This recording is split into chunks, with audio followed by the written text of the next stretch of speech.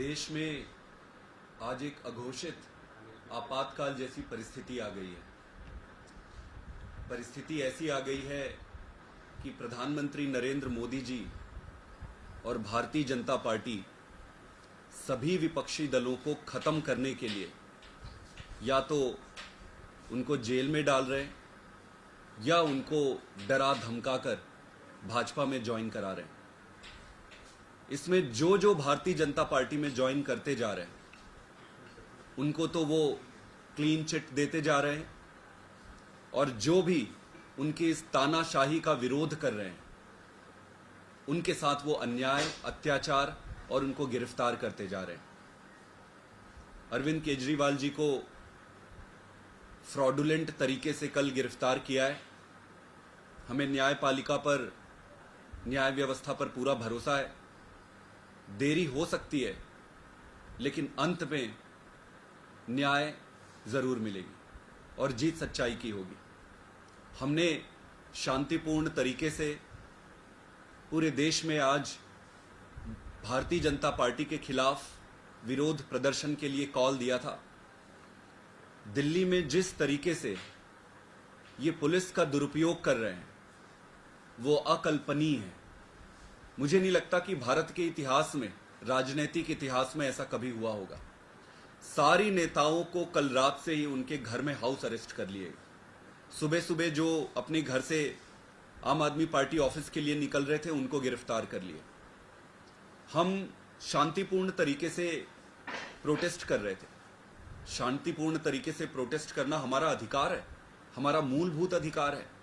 मोदी जी को शांतिपूर्ण तरीके से प्रोटेस्ट भी बर्दाश्त नहीं होता है। उनके मन में इतनी नफरत है कि एक एक कार्यकर्ता को, एक एक वॉलंटियर को, एक एक लीडर को वो गिरफ्तार कर रहे हैं। उनको इतना डर क्यों है? वो इतना डरते क्यों हैं? नरेंद्र मोदी जी दो तरह से ऑपरेट करते हैं। ऊपर से तो वो कहते हैं कि देश में अमृत काल है, ऊपर से तो वो कहते हैं, बड़ी बड़ी बातें करते हैं, कई बारी बड़ी अच्छी अच्छी बातें करते हैं। लोगों को लगेगा कि यार ये तो कितनी अच्छी बात कर रहे हैं देश के लिए। लेकिन अगर उनके कामों और कारगुजारियों को आप देखेंगे तो आपको पता चल जाएगा कि उनकी सारी भाषा, सारी बोली वो दिखावे के लिए है, छद्म है, झूठा है, फर्जी है। और सच्चाई क्या है? सच्चाई उनके काम है जो वो कर रहे हैं। जिस तरीके से अघोषित आपातकाल की परिस्थिति उन्होंने इस देश में ला दी है, उससे ऐसा लगता है कि देश में सारी व्यवस्थाएं, सब कुछ टूट जाएगा।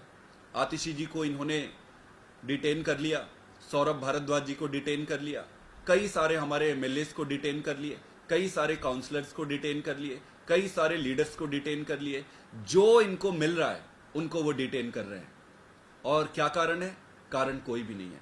पीसफुल तरीके से पार्टी ऑफिस में इकट्ठे होकर प्रोटेस्ट करना भी इनको एक्सेप्टेबल नहीं हो रहा है।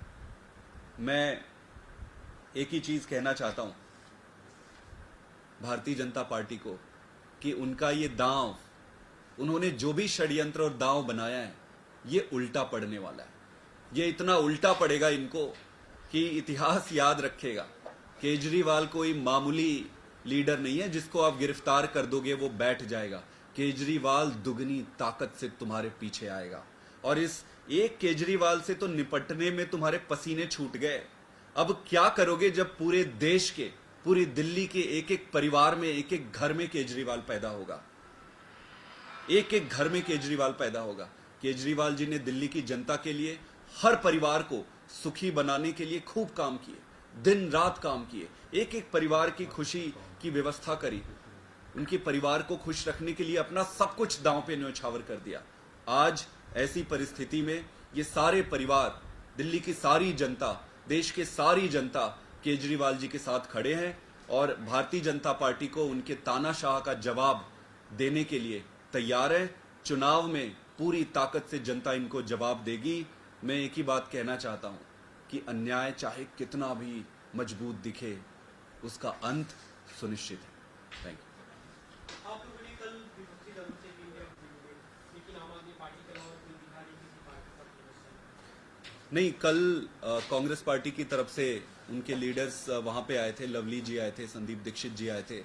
कांग्रेस पार्टी के सभी बड़े लीडरों का फोन आया है राहुल गांधी जी का भी फ़ोन आया है और कई सारे बड़े लीडर्स का फ़ोन आया है।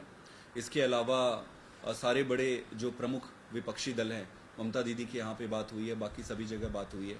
सभी विचार मंथन में लगे हुए हैं कि आगे इसको कैसे, इस चुनौती को कैसे डील किया जाए। क्या आप लोग कुछ साझा रणनीति पे काम करें कि साथ में बड़ी रणनीति बनाने में आगे कैंपेन कैसे करेंगे इंडिया ब्लॉक का, इसे लेकर कोई बातचीत आप लोगों की? आगे इंडिया ब्लॉक की मीटिंग होनी है। अगले 1 या 2 दिन में इंडिया ब्लॉक इस सिचुएशन को कंसिडर करते हुए एक मीटिंग करेगी और वहाँ आगे की रणनीति बनाएगी।